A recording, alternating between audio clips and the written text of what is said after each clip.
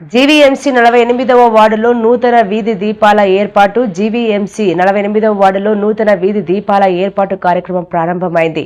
Corporator, GVMC BJP floor leader, standing committee సభ్యురాలు గంకల కవిత అప్పారావు యాదవ్ కృషితో ఈ కార్యక్రమం ఫలితాన్నందుకుంది.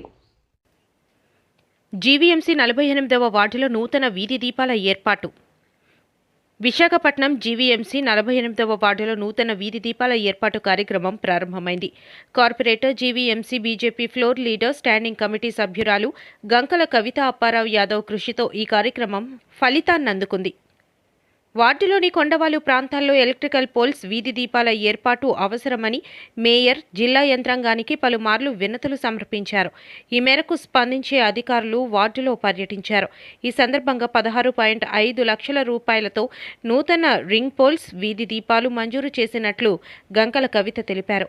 ఏఎస్ఆర్ కాలనీ, జవహర్లాల్ నెహ్రూ నగర్, మహాత్మాగాంధీ నగర్, ఇందిరానగర్ 2, 3, 4, 5 ప్రాంతాల్లో అవసరమైన చోట్ల అధికారులతో కలిసి స్వయంగా పర్యటించి పలు చోట్ల నూతన వీధి దీపాలు ఏర్పాటు చేయించారు. కొండ ప్రాంతం కావడంతో చీకటి ఎక్కువగా ఉండి ఆకతాయిల ఆగడాలు, దొంగతనాలు పెరుగుతున్నాయని గత 4 ఏళ్లుగా నిరంతర పోరాటం సాగించినట్లు ఆమె తెలిపారు. ఇటీవల జరిగిన కౌన్సిల్ సమావేశంలో కూడా ఈ సమస్యను ప్రస్తావించినట్లు పేర్కొన్నారు. గుడ్ మార్నింగ్ గంకల కార్యక్రమంలో ప్రజల సమస్యలు తెలుసుకుని రింగ్ పోల్స్ అవసరాన్ని గుర్తించామని, అధికారుల స్పందనతో ఇప్పుడు పనులు ప్రారంభమైనట్లు చెప్పారు. పగలు రాత్రి తేడా లేకుండా కార్మికులతో కలిసి పనులను పర్యవేక్షిస్తూ త్వరితగతిన పూర్తి చేయడానికి సూచనలు ఇచ్చినట్లు తెలిపారు.